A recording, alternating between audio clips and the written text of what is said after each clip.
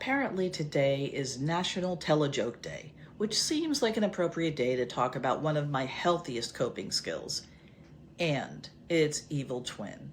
Because I love humor. I use humor constantly. I have literally written sarcasm under languages spoken on applications. And I've also learned that humor and sarcasm don't always come from the same place in me. And the difference can tell me quite a bit about how much capacity I have left. If you know me, you know I love humor. Humor has gotten me through some incredibly difficult seasons. It has helped me connect with people. It creates perspective. It relieves tension. It helps me tolerate discomfort without necessarily needing to make the discomfort disappear. And sometimes it just makes life more fun. I also see humor used constantly in the populations I work with.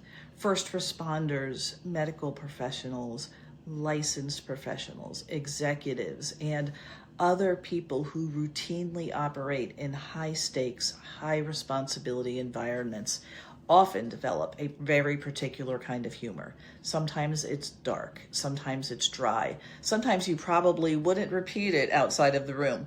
But humor can serve an important function. It can create connection and belonging, release tension, provide psychological distance from difficult experiences, and help people metabolize and process things that would otherwise be pretty hard to carry around all day. That doesn't automatically make dark humor unhealthy. Context matters and function matters. And as I've learned about myself, changes in the humor can matter. Because when my own life load gets too high and my available capacity starts getting too low, my humor changes. It gets sharper, less playful, less connective, less likely to make everybody in the room feel included. Humor starts turning into sarcasm. Sarcasm, obviously, is also part of my personality. Years ago, I was managing as many as 120 people through 2 poker tournaments a night. I knew going into that job that I was going to have to dial back the sarcasm a little because I was responsible for communicating respectfully and effectively with a very large and very neurologically diverse group of people. At the end of my first night, a poker player walked up to me and told me I was the most sarcastic person they'd ever met. So I'm still not sure whether I failed spectacularly or successfully dialed it back. Later, after I had educated and trained for this encore career, I was at a continuing education seminar, and I was informed that sarcasm is not a clinical intervention. I did not say the next part out loud, but I distinctly remember thinking, I'm going to be screwed in this career. Fortunately, since then, I have developed additional clinical interventions and skills. So here's the part that I actually want to talk about. I've noticed something about myself over the years, and I don't think that's just a personality quirk. I think it's information, because the brain we have when we are well regulated and adequately resourced is not functioning exactly the same way as the brain we have when we're tired, stressed, overloaded, hungry, emotionally taxed, cognitively depleted, or trying to manage 17 open tabs at once. Under manageable stress, we have more access to the prefrontal systems involved in inhibition, cognitive flexibility, perspective taking, planning, and choosing among competing responses.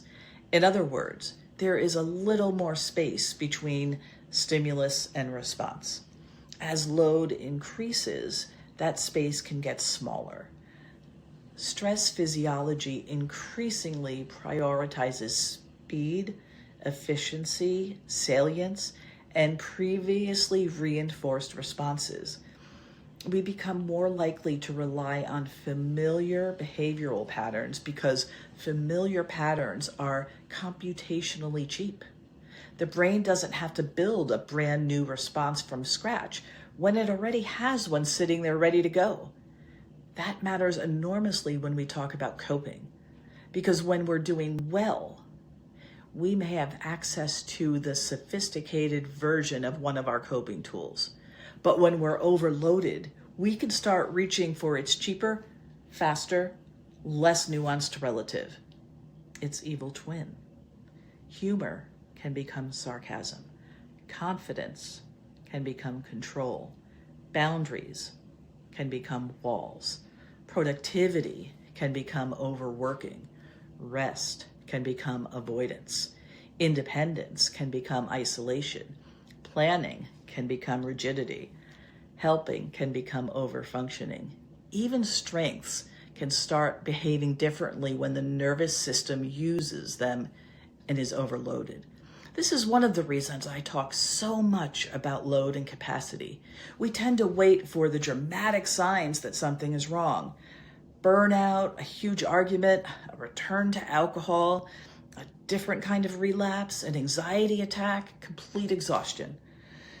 But our systems frequently give us much quieter information before we get there. Maybe you're more impatient. Maybe everything feels urgent. Maybe you're withdrawing from people you normally enjoy being with. Maybe you're trying to control things that don't actually need controlling. Maybe your perfectly reasonable boundary has quietly turned into a fortress. Or maybe, if you're me, your humor has developed teeth. Those aren't necessarily character defects, and they don't automatically mean something is terribly wrong, but they can be data. They're metrics. They can be flashing yellow lights telling us that the relationship load and capacity has changed.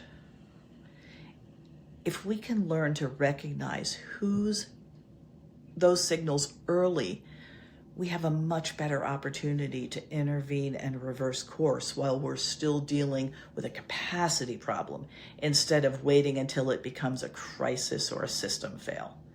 So, for National Tell a Joke Day, I'm not going to tell you a joke. I'm going to ask you a question. What's the evil twin of one of your healthiest coping skills?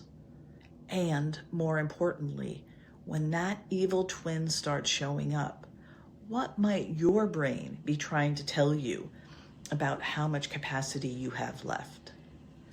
Because we don't have to wait for burnout, a major mental health crisis, a medical crisis, escalating alcohol use, or a return to alcohol to recognize that something in the system needs attention. Often there are warning lights much earlier. Your humor changes, your patience changes, your boundaries change, your productivity changes. The coping tools that normally work, they start looking a little different. That's the kind of information worth noticing. And if you'd like to look more systematically at the relationship between your stress load, your available capacity, and alcohol, I've created the Executive Stress and Alcohol Use Audit to help you do exactly that. The link is in the description or my bio, and you don't have to wait for the check engine light. Sometimes the first warning is just that your humor has developed teeth.